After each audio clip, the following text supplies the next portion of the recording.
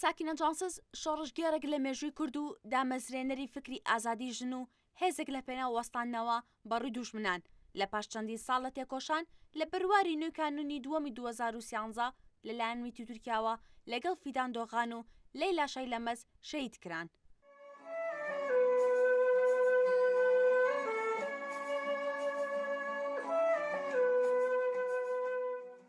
نوێی کانونی دووەم 9 ساڵ بەسەر تیرۆکردنی هەرسێ ژنە شۆڕژگەر ساکینە جانسز سارا، دامەزرێنەری تەفگەری ئازادی ژنانی کورد فیدان دۆغان ڕۆژبین، نوێنەری کۆنگرەی نەتەوەیی کوردستان و لەیلا شەیلەمەز ڕووناهی ئەندامی بزوتنەوەی گەنجان تێپەڕ دەبێت. ژنان لە ژنهاوە باس لە ڕۆڵ و پێگی ئەو ژنانە لەناو خەباتی ئازادی ژنان دەکەن. سنوور ڕەحمان ڕۆژنامەنووس دەربارەی شۆڕشی ساکینە جانسز و هەواڵانی و کاریگەریەکانی لەسەر ژنان بۆ نوژنها قسەی کرد. تیرۆری ساڵی 2013 تەواوکردنی ئەو تاوانە بوو ئەو سیاسەتە فاشیستیە بوو کە نەیتوانی بوو لە زیندانەکان ئەوە بکە. هەڵبەت تیرۆرکردنی هەواڵ ساکینە پێمان دەڵێت کە هیچ جێگەیەک لەسەر ئاسی جیهان بۆ شۆڕژگێر ئەمان نییە، تەنانەت ئەو وڵاتانەشی کە ئەو شارانەشی کە سیمبولی تێکۆشانن کە سیمبولی شۆڕشەکانن، پاریس یاخود فەڕەنسا یەکێک لە وڵاتانەی کە هەمیشە بە دۆستی کورد ناسراوە، یاخود تەنانەت ناوخۆی خۆشیدا زۆرترین شۆڕشی خوێندکاران و ڕەخنەگرانی دەسەڵات لەو وڵاتەیە لەو شارەیە ئەنجام درراوە. هەر بۆیە تیرۆرکردنی لەو شارەدا و لەو وڵاتەدا کە بەناو دیموکراسیە کە هەر ئەو وڵاتانن کە ئیمزای پەیماننامەی سایکزبیکۆ و دابشکردنی خاکی کوردستان بەسەر 4 دەوڵەتا و هەر بۆ خۆی ئەو وڵاتانە بەشداری ئەم مێژووەن بۆ کورد و ئەم ڕۆژەی کە ئێستا کوردی تێدایە ئەو خوێنەی کە چەندین ساڵە کوردی ڕێژێ بەرهەمی سیاسەتی ئەو وڵاتانەیە لە ناویشیدا فەڕەنسا، یعنی تیرۆرکردنی یاخود بە ئامانجگرتنی ژنانی پێشەنگ تاواکردنی ئەو کاری دەوڵەتی تورکیایە و هاوکات نیشاندانی ڕووکەشی دیموکراسەتی وڵاتانی ئەوروپایە بەتایبەت فەڕەنسا و ئەنجامدەرانی دیارن. هەڵبەت ئەم قەزیەیە هەڵە نەبم هەتا ساڵی 2015-2016 بەردەوام بوو و تاوانبارێک بە ناوی عومەر گونەی دەستگیر کرابوو، بەڵام لە پشت ئەمە چەندین بەڵگەی ڤیدۆیی دەنگی بڵاو کرایەوە کە دەوڵەتی تورکیا ڕاستەوخۆ خۆی لە ڕێگەی دەستگای هەواڵگری خۆیەوە میتەوە بەشداری یاخود پلانداڕێژەر و ئەنجامدەری ئەم شەهیدکردنە بوو، ئەم تیرۆرکردنە بوو. هەر بۆیە هەڵە نەبم لەم ساڵدا لە ساڵی 2021دا بڵێن سەکە لە ساڵی 2022 ساڵی پار دەست لە کارکێشاوەی دەستگای میت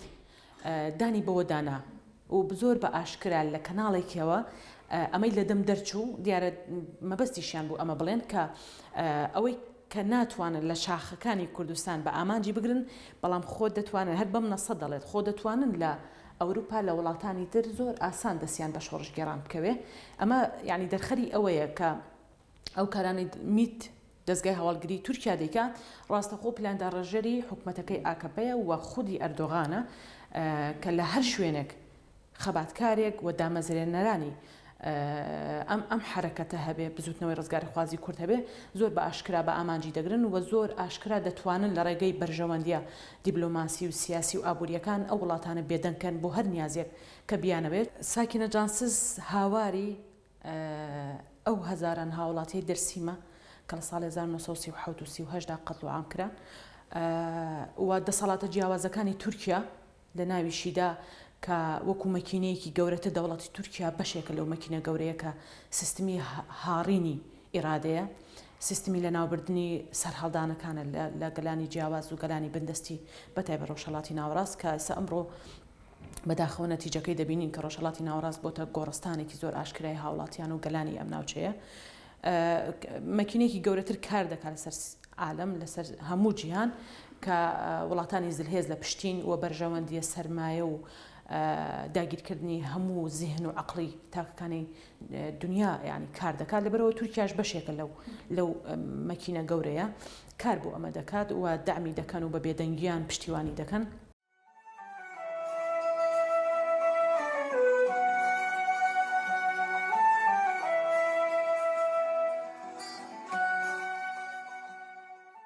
هەواڵ ساکینە لە هەر قۆناغێکی تەمەنیدا بە شێوازی جیاواز خەباتی کردووە یاخود بەرخۆدانی کردووە لە زینداندا وڕە و ئیرادە بەرامبەر بە پرسانی زیندان و دواتریش پەیامێک بۆ دەسەڵات دەنێرێ کە بەرخۆدان دەکاوە دەبێتە هیوایەک بۆ زیندانیەکانی تریش کاتێکە دەبیستن ساکینە جانسز بەرامبەر هەر ئەشکەنجەیەک ئامادە نییە سازش لەسەر خەباتی نەتەوەگەی بکە سازش لەسەر هەبوونی خۆی وەکو ژنێک بکە و دواتریش لە ساڵانی 90ەکانە یەکەم کار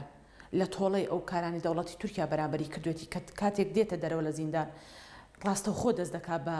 دروستکردنی سوپایەک یاخود لەشکرێک لە ژنان بە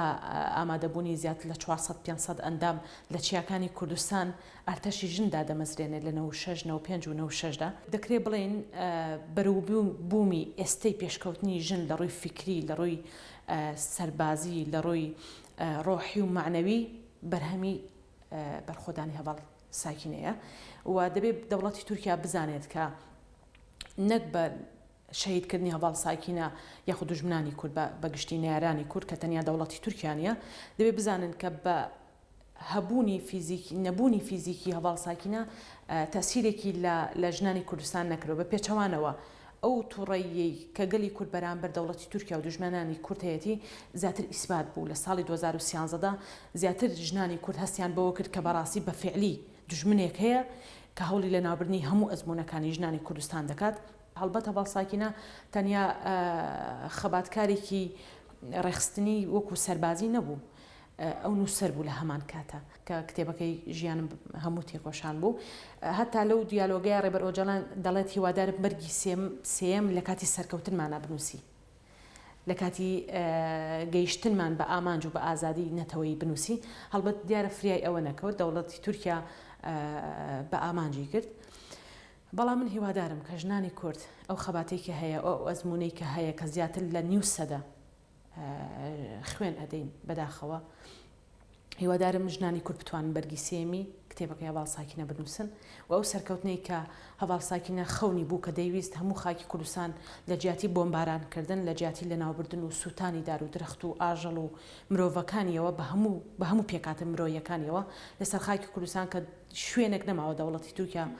بردومانی نەکە هەواڵ ساکینە خەونی ئەو بوو کە کوردستان بە گوڵ بخەمڵێنرێ لە قسەیەکی خۆیدا هەیە کە دەڵێ ینی هیواخواز من ئەو ڕۆژە ببینم بەڵام حتمما ئەم هیوایی بۆ ژنانی کوردیش خواستووە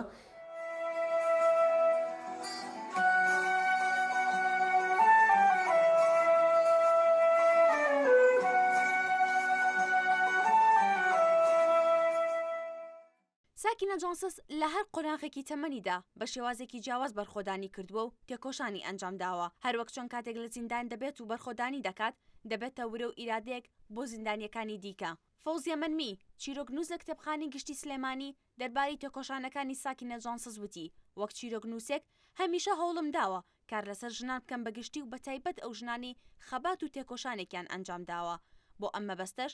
ژیان و تێکۆشانی چەند ژنم خوێندووەتەوە و دوجار نووسیومەتەوە بە ناوی چل ژن لە مێژوودا تانەوەکانی داهاتوو ژنانی تێکۆشەری وڵاتەکەیان بناسن بێگومان ساکینە جانسز یەکێک بوو لەو ژنانەی کە خەباتکار بوو کەسێک کە خاوەنی کەسایەتێکی دیاری خۆی هەبوو من وەک چیرۆک نووسێک کە حەزم کردووە لە بواری ژنانە ئیشکەم ژن لەم ڕابردووە ژن لە دێرۆکی میلەتی کووردا ئیتر ئەگەر لە بواری ئەدەبا بووێ لە بواری خەباتا بوو بێ زیاتر ئەو ژنانی کە لە بواری خەباتا بوون کە ئەمە هەواڵ بێریتانە هەواڵ زیلانە قەدەم خێرفەیلیە هەموو ئەمانە من لە نێو چیرۆکەکانی خۆما جەم کردوونەتەوە بە ناوی چل ژن لە مێژوودا کە هەستاوم بە نووسینەوەی ژیانی ئەوان و خەباتی ئەوان بۆ نەوەی داهاتوو تا ئەم نەوەی داهاتووە سوود لە ئەزمون و کارەکانی ئەوان وەربگرن من هەمیشە خوێنەرێکی زۆری ئەو بوارانم کە باز لە دۆزی ژن ئەکەن و خەباتی میلەت و نەتەوەکەم ئەکەن یەکێک لەو کتێبانە کتێبەکەی خاتون شەهید ساکینە جانسز بوو بەڕاستی کاتێککە ئەو کتێبم گر بە دەستمە و باز لە ژیانی ئەوە کە هەل لە مناڵیەوە تا ئەو کاتێککە قۆناغ بە قۆناغی حیات و ژیانی خۆی تا پێ ئەگا لە قۆناغێکی زۆر تەمەنی کەمە تێکەڵی ڕێکخراوێکی بڵێن چەپ ئەبێت و لەوێەوە لە نێو ئەو ڕێکخراوە کار ئەکات لە کاتێکا کا بڵێن ساکینە جانسز ژنێک بوو لەدایک بووی دەرسیم لەدایک بووی دەرسیم لە نێو باوەشی چیاکانی منزیرا ئەو پەروەردە ئەبێ گەورە بێ دەرسیم خۆی بەخۆی شارۆچکەیەک بوو وڵات شوێنێک بوو کە تێدا هەمیشە خەڵکێک بەرەنگاریە بووەوە لە دژی ئەو ستەمکارانەی سەبارەت بە ئەوان ئەکرا ئێمە ئەوە تاسە لە ئێران لە زیندانی ئێرانە زەینەب جەلالیانمان هەیە لە باکوور لەیلا گۆڤەندمان هەیە کە جارێکی تر بە هەنگاوەکان و ڕێچکەی ژیانی ئەویان گرتوتەوە بەر لە هەمان کاتە ئەمە خۆشببختیە بۆ ئێمە کە ژنانی ئێزدی لە ئەمێستای ئێمەیە قوتابخانەکەی ئەو پیادە ئەکەن و بە جۆرێکی وا بە ئاگابوونەتەوە کە ئەم جارە کە فەرمانێکی تر دەرچوور بۆ ئەوان کە تیادا هەمیشە لە فەرمانەکانە ئەچەوسێنرێنەوە ئەوان خۆیان بەڕێوە بن خۆیان ئەتوانن کاری بکەن ڕوبەڕووی هەموو شتەکان ببنەوە کێشەکان ببنەوە ڕوبەڕووی ئەو ستەمانە بنەوە کە لیان ئەکرا شۆڕژ و خەباتی ژن ئەمڕۆ پێگەیەکی تایبەت بە خۆی هەیە لەوەیە کە مەسەلەن هەمیشە ئێمە لە بەرخوردانەکەی کۆبانەیە کە ژن بوو بە پێناسی ملەتی کورد بەڕاستی ئەنجا لەو حادەیە کە خاتوو ساکینە جانسزی گەشمەردەی خۆمان ژنێک بوو نەگەوەکو ئەوی لەسەر ئاستی نەتەوەکەی لەسەر ئاستی جیهانە ئەو ئافرەتە ناسرا لەسەر ئاستی جیهانە ناسرا بە ژنێکی خەباتکار لە نێو دۆزی ملەتی کووردا کە چی کردووە لە هەمان کاتە بۆ هەموو ژنێکی تری جیهان ئەو خەباتەی خواستەوە بیستێتی ئەنجامی بدات بێگومان کە ئەمە پێویستی بەوەیە گرنگێکی باشی پێبدێ وەکو پێشیراوە هەموو ساڵێ یادی بکرێتەوە بێجگە لە یادەکەی لە بەرنامەی تایبەت تا دیسان جارێکی تر باز بکرێ بۆ ئەوی بێ بە پێگەیەکی ئەزمموی بۆی بێ بە باگراوەندێک لە نێو مێژوومانە کە ئێمە خاوەنی ئەو ژنانە بووین و ئەم ژنانە چیان بۆ نەتەوەکەیان کردووە تانەوەی داهاتوو بتوانن چاو لە ئەو بکەن و هەمان شوێنپێی ئەو هەڵبگرن دوژمن ناتوانن بە هیچ شێوەیەک ئەو بکەن تاژن بێڵنکەن لە کاتێکا کە ساکینە جانسز لە زیندانی ئام دیار بکرا لەوێ هەردوو سینەی لێ ئەکەنەوە ئەو لە بەرەنجامە بەست فێکەکە لە ناوچەوانی ئەو کەسی کە ئەو ئازاری ئەیە بەجەستەی و بە دەرونی 10 ساڵ ئازاریانە ئەو بوو بە ژنێکی خاوەن گوتار تا توانی تەنانەت ڕابەرێتی هەموو ئەوانەی زیندانەکانی ناو زیندان بکات ئەو بوو بە کەسێکی واهی کە لە دوای بەربوونیشی جارێکی تر دەستی کردەوە لە خەباتی بڵین لە خەباتێکەوە کە لە نێو زیندانە بەکاری هێنا و ئیشی لەسەرە کرد جارێکی تر دەستی یای خەباتی سەربازی چۆناو ڕیزەکانی شۆڕژگێڕەوە کەواتە هیچ کاتێ بە زیندان و بە ئازاردانەکانی